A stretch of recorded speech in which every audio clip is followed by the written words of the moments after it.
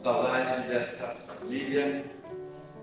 Ficamos uma semaninha fora e já voltamos com muitas novidades. Está mais colorido esse prédio, né? Mas eu também convido a vocês que estão sentados aí. Temos desde margaridas até girassóis. E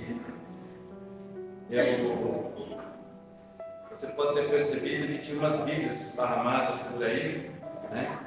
Peço por favor, se você não trouxe a sua, pegue uma para você. Pegue o seu celular, qualquer que seja que tivesse em Bíblia, pegue uma para você. Porque nós precisamos da palavra de Deus. Se alguém tiver aí sem uma em mãos, sem a sua espada, por favor, já que vocês agora estão com suas Bíblias, abram em Lucas capítulo 25.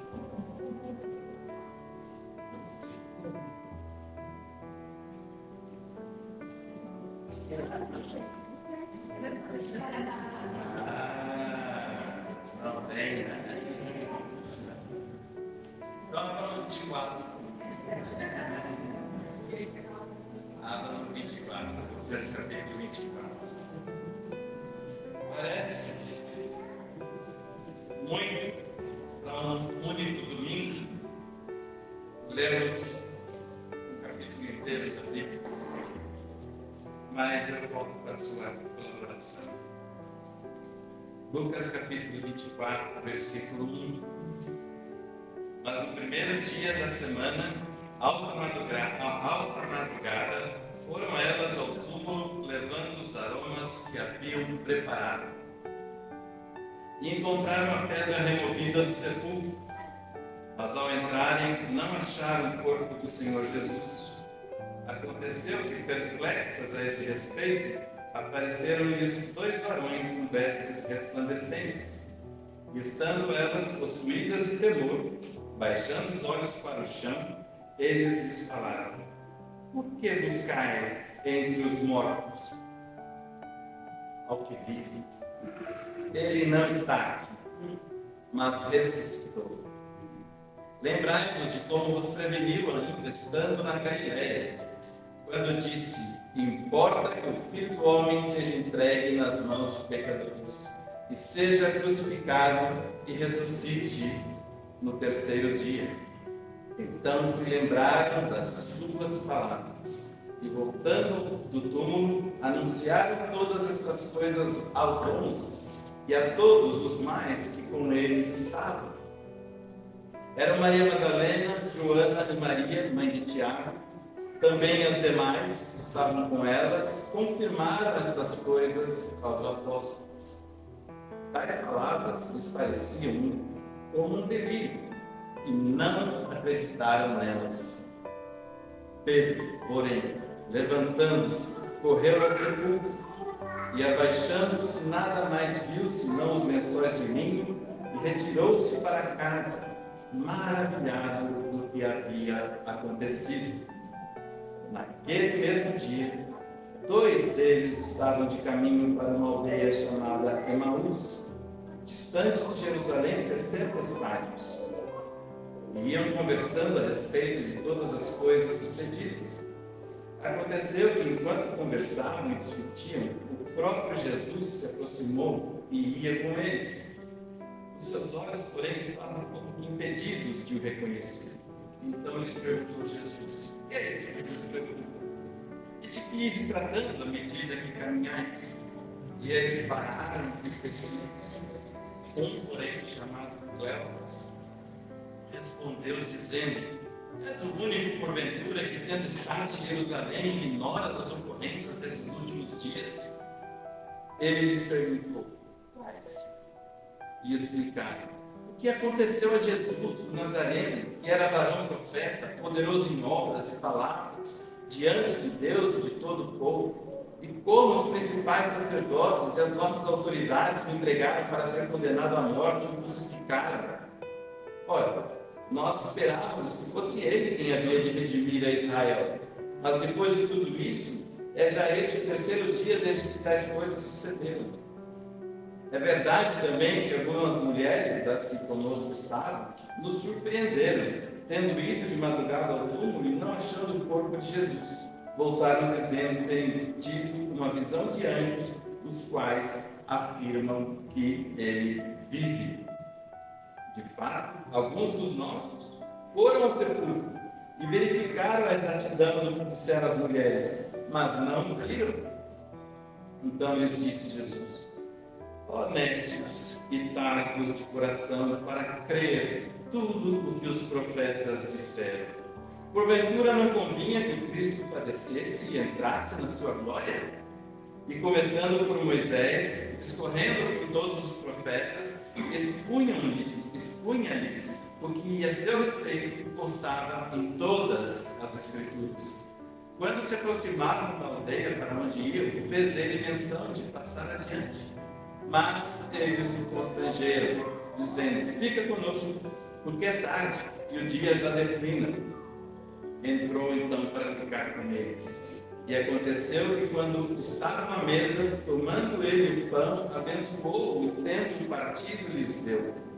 Então lhes abriram os olhos e o reconheceram, mas ele desapareceu da presença deles. E disseram um ao outro: porventura não nos ardia o coração quando ele pelo caminho nos falava, quando nos expunha as Escrituras? E na mesma hora, levantando-se, voltaram para Jerusalém, onde acharam reunidos 11 e outros com eles, os quais diziam: o Senhor ressuscitou e já apareceu a Simão. Então os dois contaram o que lhes acontecera no caminho e como fora por eles reconhecido no partir do pão. Falavam ainda estas coisas, quando Jesus apareceu no meio deles e lhes disse: paz seja convosco. Eles, porém, surpresos e atemorizados, acreditavam estar vendo um espírito. Mas ele lhes disse: por que estáis perturbados? Por que sobem dúvidas ao vosso coração? Vede as minhas mãos e os meus pés. Veja que sou eu mesmo. Apalpai-me e verificai, porque o espírito não tem carne nem ossos, como vedes que eu tenho. Dizendo isto, mostrou-lhes as mãos e os pés.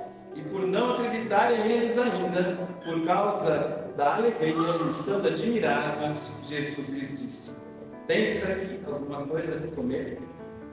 Então lhe apresentaram um pedaço de peixe assado e um favo de mel, e ele comeu na presença deles. A seguir, Jesus lhes disse: são estas as palavras que eu vos falei, estando ainda convosco. Importava se cumprisse tudo que de mim está escrito na lei de Moisés, nos profetas e nos salmos. Então lhes abriu o entendimento para compreender as Escrituras. Jesus então lhes disse: assim está escrito, que o Cristo havia de padecer e ressuscitar dentre os mortos no terceiro dia, e em seu nome se pregasse arrependimento para a remissão de pecados a todas as nações, começando de Jerusalém. Vós sois testemunhas destas coisas. Eis que envio sobre vós a promessa de meu Pai. Permanecei, pois, na cidade, até que do alto sejais revestidos de poder. Então os levou para Betânia e, erguendo as mãos, os abençoou. Aconteceu que, enquanto os abençoava, ia se retirando deles, sendo elevado para o céu.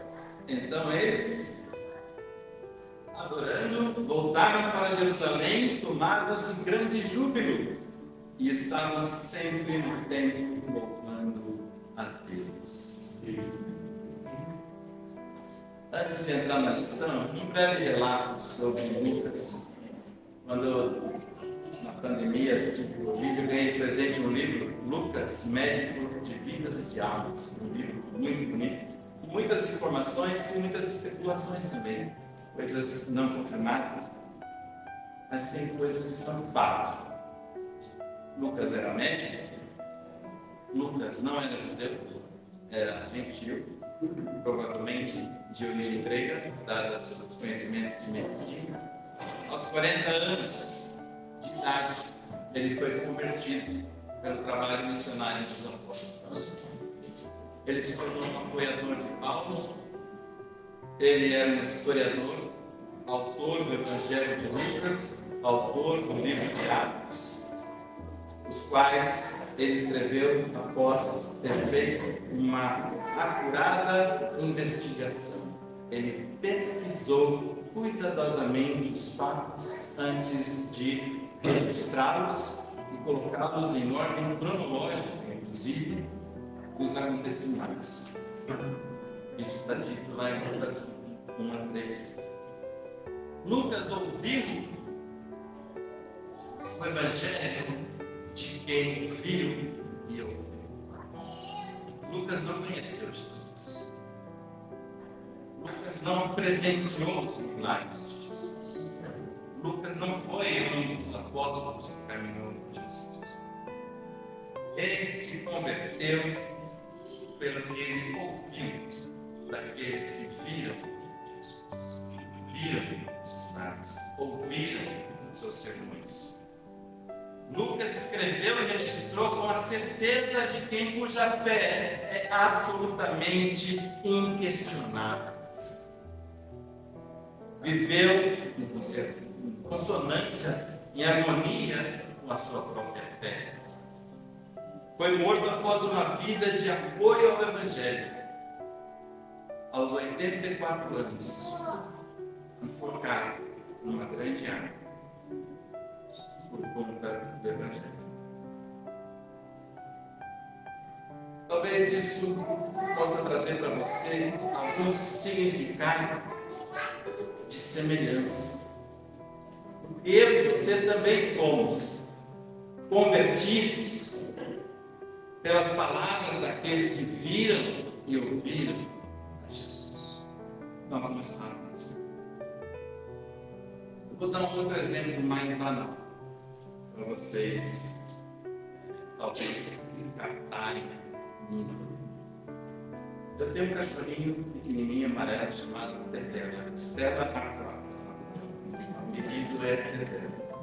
Magrela, parece uma gazela, pratinha fina, e você fala com ela, ela está sempre sorrindo. Quando você fala, ela está risada. Quem aqui já viu a Tetela lá na rua?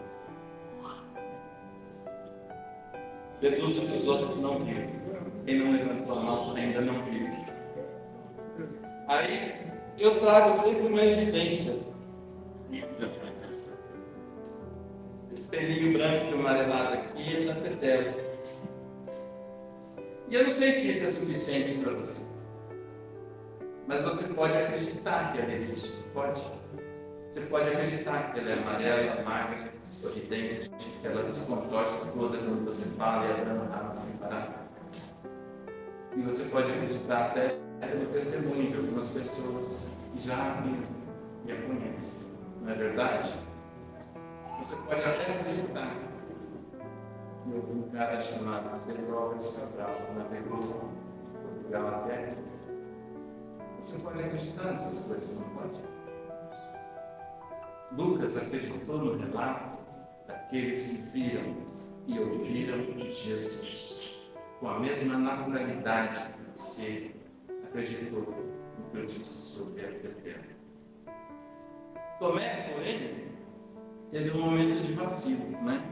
João, capítulo 20, se você quiser acompanhar comigo aí, rapidinho, no versículos 24 a 28,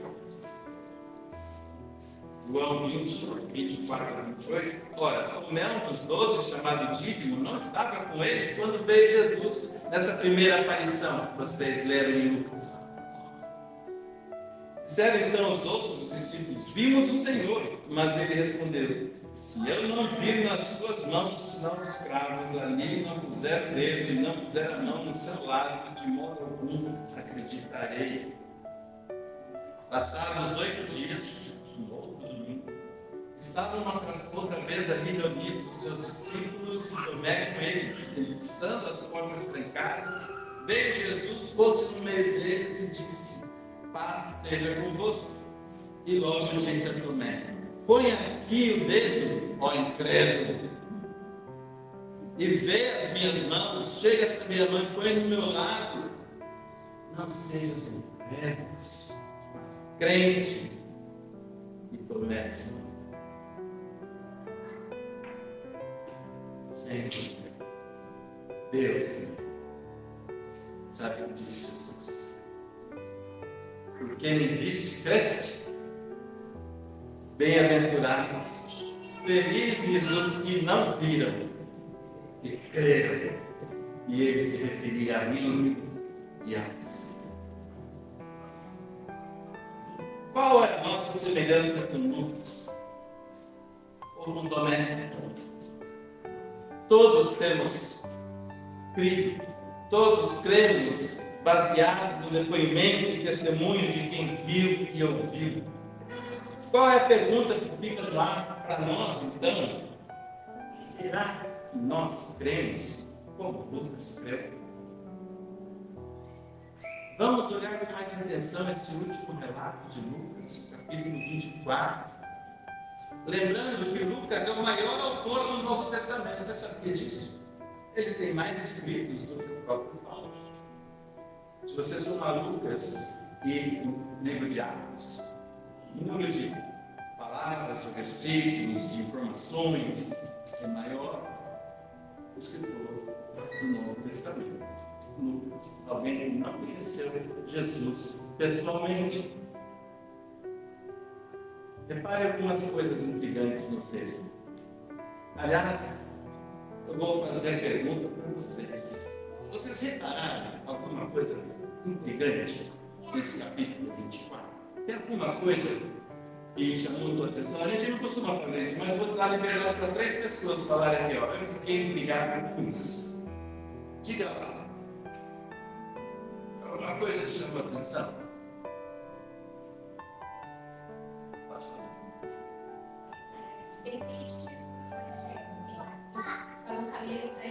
Teletransporte.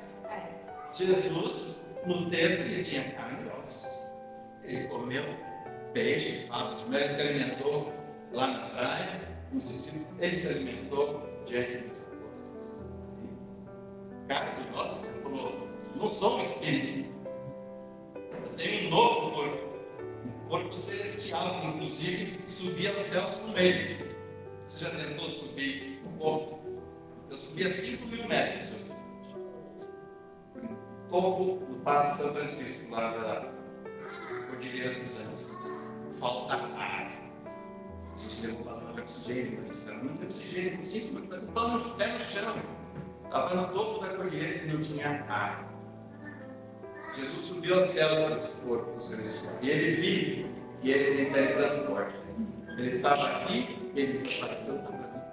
Você lembra de mais alguém que fez isso? Felipe, quando ele anunciou o Evangelho ao grupo, ele estava ali, logo depois de ser batizado, cheio de júbilo, sumiu e estava lá em outro lugar pregando o Evangelho. Bom, então nós vamos ter todos teletransporte? Não, por enquanto não. Por enquanto não. Mas lá na eternidade talvez. Quem sabe você possa ir de uma nuvem para outra, né? Visitar uma família. Nossa, já pensou?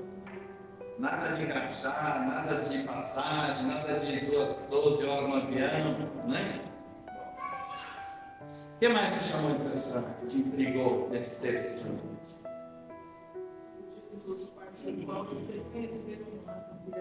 Eles reconheceram Jesus não pelo que ele era fisicamente, pela sua aparência, mas pelo seu comportamento, pela sua ação, pelas suas palavras. Sabe o que isso diz para a gente?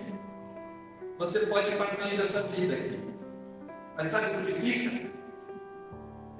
Não é a tua imagem, porque a sua imagem não é a mesma desde que você nasceu, é? Você nasceu com esse cavanhaque aí, então? Não.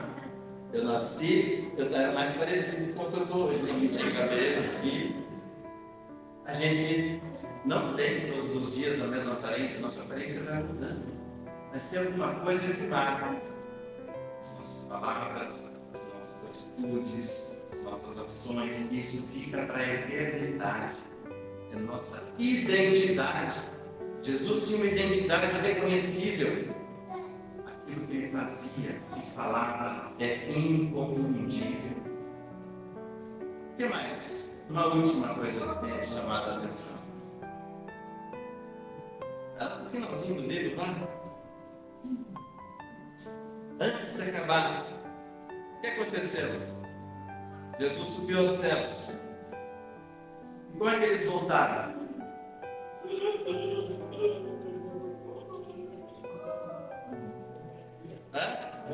Cheio de júbilo. O meu irmão faleceu em janeiro. E eu já chorei várias vezes. E ainda estou triste com a ausência. E a gente sofre a ausência. Mas eles voltaram cheios de júbilo. Pode isso, não é um contrassenso? Parece estranho. Então, Lucas, explica para mim. Por que dessa alegria? Nós vamos entender durante a conversa. Quem sabe nós possamos aprender com Lucas pelo menos 3 verdades transformadoras para as nossas vidas hoje, olhando para esse texto.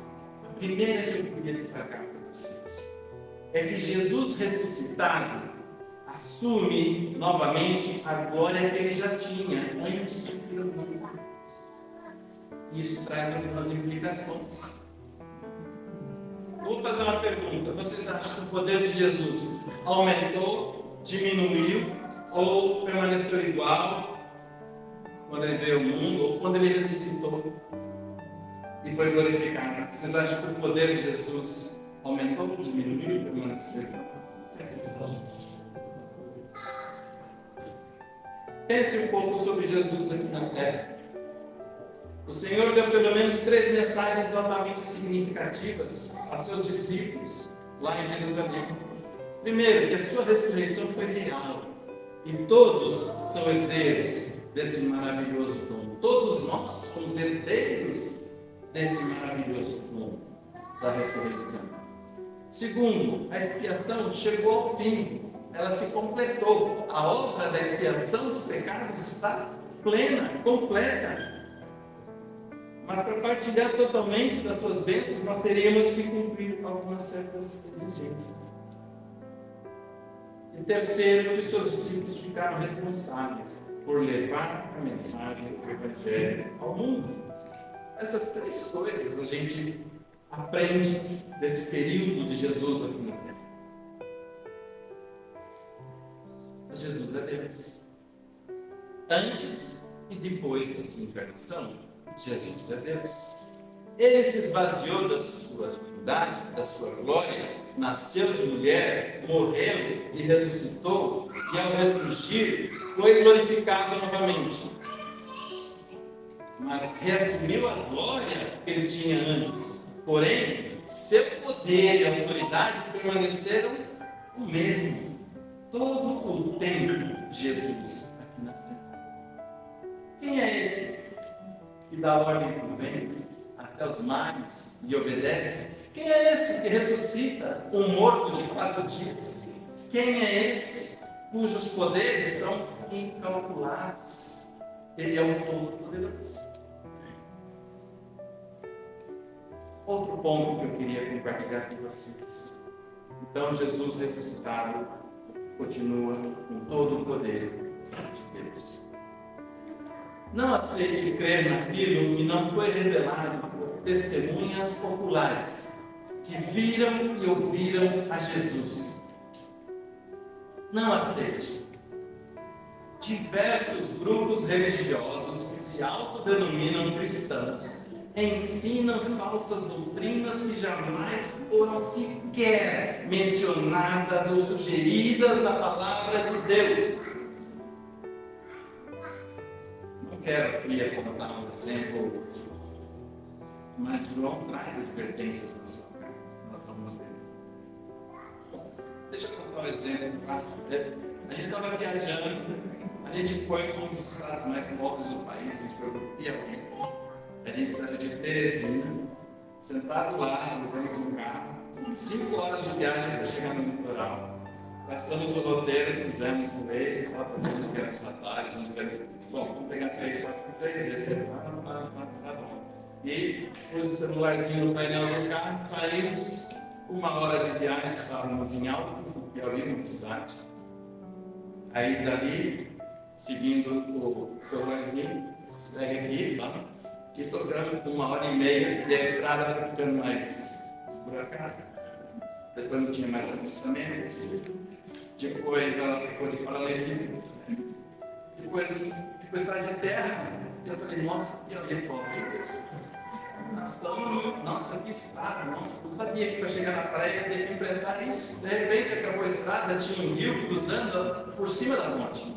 Era uma ponte assim de pedra, e tinha as varetas assim, a água passando por cima, e você tinha que passar por cima daquela ponte, o rio cruzando por cima. E nós vamos embora. Não caiu a ficha, aquela porcaria daquele negócio estava dizendo o caminho errado. Aí nós atravessamos, graças a Deus, Jesus apareceu para a gente. Nós tivemos uma cristofania. Vinha vindo um rapaz solitário, numa motinho, sem capacete, mas ninguém usa capacete. Parou, nós paramos no carro, a Denise pergunta, me vai perguntar. Nossa, é aqui que vai para o litoral, para me escorrer? Nossa, eu não sei onde é isso, mas não é por aqui não. Acho melhor o senhor voltar para a cidade e perguntar lá. Nós demos meia volta e a gente vai passar de novo naquela maldita ponte, né, que você respira fundo, faz oração e atravessa por cima do rio e pegamos 1h30 para chegar em Altos, programar o celular e aí a gente tinha que e sabe de uma coisa? Quando a gente confia na palavra de quem não viu, não ouviu Jesus, a gente está sujeito a se cometer o mesmo erro, e se desviar da verdade, se desviar da vontade de Deus, se desviar da salvação. Não aceite, né? Sabe que nos dias de João estava vivo. E ele escreveu, filhinhos, já é a última hora. 1 João 2,18. Filhinhos, já é a última hora, e como ouvistes que vem o anticristo, também agora muitos anticristos têm surgido. Pelo que conhecemos que é a última hora, estamos entendendo que estamos no fim dos tempos. Ué, 2000 anos atrás, e já estava no fim dos tempos? Jesus, quando subiu aos céus, falou, estamos no fim dos tempos. Esta é a nova e última era, a era cristã. Eu vou, mas voltarei para buscá-los. Essa é a última hora. É o fim dos tempos. Aconteceu isso, terremoto aqui, ali, estamos chegando no fim dos tempos. Estamos chegando no fim dos tempos há 2000 anos. Estamos no fim dos tempos. Esses são os últimos dias. É a última hora. E muitos anticristos já estão no meio de nós. Já estavam lá 2000 anos atrás e continuam hoje. Eles saíram do nosso meio. Foram parte da igreja. Saíram do nosso meio.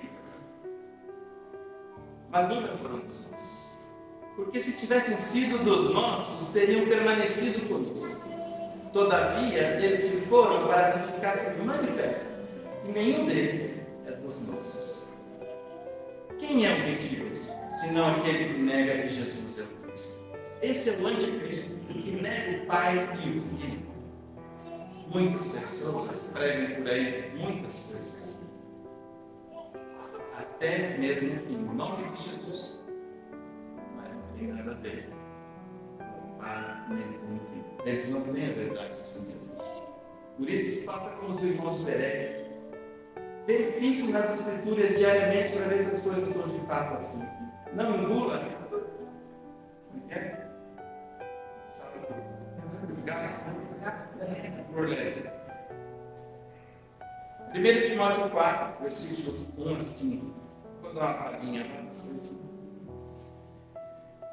1 Timóteo 4 diz assim: ora, o Espírito Santo afirma expressamente que nos últimos tempos, ou seja, nos dias que nós estamos vivendo, há 2000 anos, alguns se desviarão da fé, por obedecerem a espíritos enganadores e a ensinos de demônios.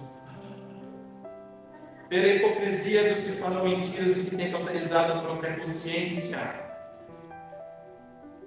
que proíbe o casamento, exige abstinência de alimentos que Deus criou para serem recebidos com ações de graças pelos fiéis e por quantos conhecem plenamente a verdade. Pois tudo que Deus criou é bom, recebido com ações de graça. A palavra de Deus deve prevalecer. Não acredite, não aceite aquilo que pessoas que não viram e não conheceram Jesus estão te dizendo.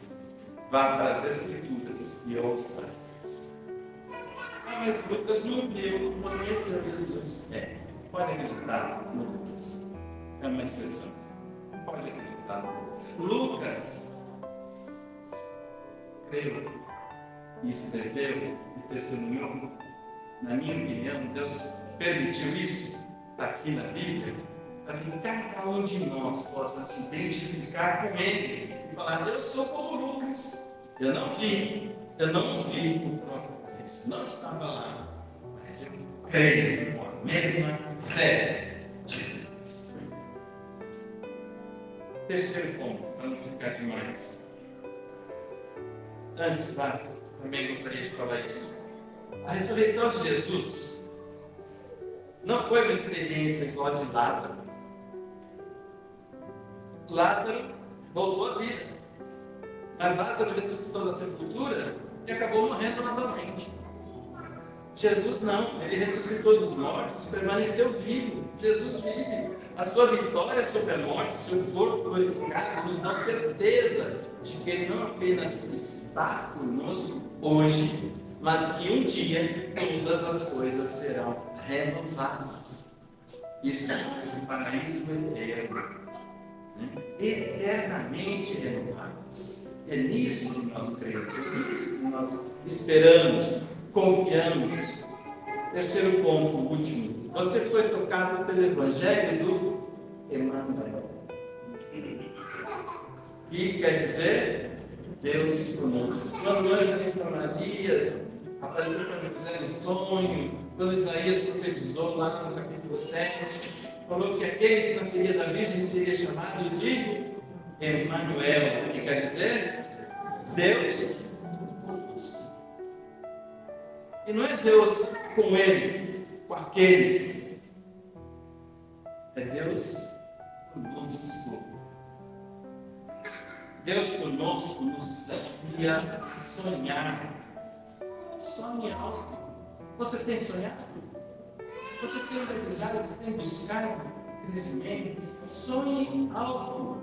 Deus está conosco. Sonhar alto significa voar com asas. Então vamos lá, hoje é o dia das perguntas. O que a gente precisa para voar? O que a gente precisa para voar?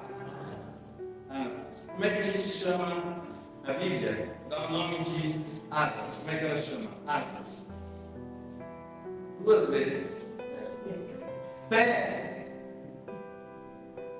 Para voar alto, você precisa apenas de fé. Deus te deu asas. E o nome dessas asas? Fé. Fé. Não sabes, não ouvistes que o eterno Deus, o Senhor, o Criador dos fins da terra, nem se cansa, nem se fatiga. Não se pode esquadrinhar o seu entendimento. Ele faz forte ao cansado, multiplica as forças ao que não tem nenhum vigor. Os jovens se cansam, se fatigam, os moços de exausto caem, mas os que esperam no Senhor renovam as suas forças, sobem com asas como águias, correm e não se cansam, caminham e não se fatigam, porque eles têm fé. Os que esperam no Senhor têm fé, por isso eles podem voar. Meus amados, não é admissível que, uma vez tocados pelo Evangelho do Emmanuel, nós vivamos como galinhas, ciscando migalhas no solo. Acontece que nós, às vezes, ao contrário do que aconteceu com Lucas, evidentemente, nos esquecemos de que Jesus está vivo, que está na nossa companhia. Ele é Deus conosco, Ele é o Emmanuel. Ele está ministrando, Ele está curando, Ele está protegendo, Ele está perdoando dia a dia as nossas vidas. O Emmanuel não veio simplesmente para deixar para a igreja uma série de novos regulamentos para vocês obedecerem. Não. Ele veio servir de modelo da criação de Deus. Quanto mais o conhecemos de verdade e o imitamos, mais as nossas reações aos desafios da vida, que são muitos, serão reações dignas do Emmanuel. Dignas, espirituais, não reações da carne, porque as nossas reações costumam ser da carne. A gente anda como se fosse galinha, ciscando em busca de migalhas, enquanto nós devíamos estar voando com asas espirituais da fé. Emmanuel não veio simplesmente para deixar esses regulamentos para a igreja. Ele veio para nos dar um modelo, para podermos dizer, como Paulo disse, não sou mais eu quem vive, mas Cristo é quem vive em mim. Só aí estaremos realmente chegando perto daquilo que Deus pretende para as nossas vidas. E sejamos conformes à imagem do seu Filho. Para concluir, acredito, tem uma conclusão. A ressurreição de Jesus nos dá esperança. A ressurreição de Jesus renova a nossa esperança. Nos lembra diariamente de que esse mundo aqui foi feito para ser algo muito melhor. Algo mais bonito. Essa visão pode nos inspirar para imaginarmos uma nova sociedade. Uma sociedade mais harmoniosa, uma sociedade mais cuidadosa e zelosa uns dos outros, uma sociedade mais compassiva, que saiba mais exercer misericórdia, perdoar, especialmente para aquelas pessoas que mais necessitam. É para os que mais necessitam. Jesus não veio para os sãos, veio. Ele disse, eu venho como médico para os enfermos, doentes. E nós vamos ser luz para quem? Para os que já estão na luz? Não, principalmente para aqueles que ainda estão nas trevas, na escuridão. O Evangelho de Lucas narra que os discípulos, depois de terem visto Jesus subir ao céu, voltaram cheios de júbilo. Voltaram cheios de grande alegria. Como é que isso é possível? É porque eles tinham experimentado o quanto as palavras de Jesus são verdadeiras. Aquelas palavras de Jesus eram um fato, dignas de plena confiança. Confia no que Jesus disse. Eles tinham experimentado isso, vivido isso. Quando Jesus disse, tem de bom ânimo, eu venci o mundo, eles creram. Sabe o que significa? Eles creram. Eles acreditaram. Por isso que estavam cheios de júbilo. Por causa da fé. Eles viram porque creram. Nós também podemos crer. Nós também podemos crer. Eis que estou convosco todos os dias até a consumação dos séculos. Foi a última coisa que Jesus disse antes de subir aos céus. Ele não disse que estou indo embora, a revoar. Teve uma novela, Água Viva, que o Reginaldo Faria do aviãozinho, né? Que pode dar um golpe, ele sai voando, pode cair, dá aviãozinho para todo mundo, né? Dá uma banana para todo mundo, né? Não foi isso que Jesus fez, meus irmãos. Ele disse, eis que estarei convosco, eu estou convosco todos os dias, até a consumação dos séculos. Muitas pessoas vêm à igreja, enxergam a igreja como um lugar de descanso, um lugar de refúgio, um lugar de acolhimento, porque o mundo afinal é tenebroso. O mundo é perigoso, cheio de tentações, provações, sofrimento, dor. Então, olha para a igreja e fala assim, encontrei um lugar, né?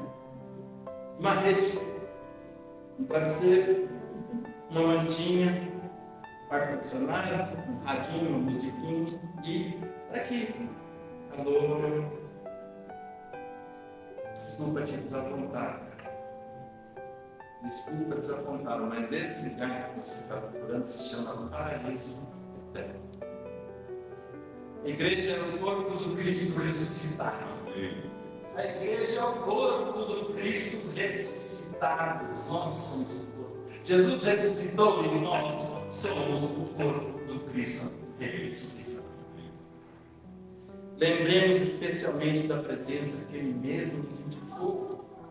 Onde estiverem 2 ou 3 reunidos em meu nome, aí estou eu no meio deles. E assim Jesus demonstrou a sua vontade de se tornar presente em toda parte. Sim, Ele poderia estar acima de todos, mas Ele preferiu estar e permanecer entre nós. Por último, falando sobre Jesus ressuscitado, ainda gostaria de enfatizar mais uma coisa. E não é coincidência, é providência. O Weber Frey aqui entendeu e falou nessa mesma frase para início do grupo. Disse-lhe Jesus: eu sou a ressurreição e a vida. Quem crê em mim, ainda que morra, viverá. E todo que vive e crê em mim não morrerá eternamente. Crês nisso? Você crê? Ele nos deu de presente a sua própria ressurreição, para que, assim como Ele, nós também ressuscitássemos. Viva com esse presente. Viva com essa presença. A presença de Jesus Cristo com você e em você. Amém? Deus te abençoe.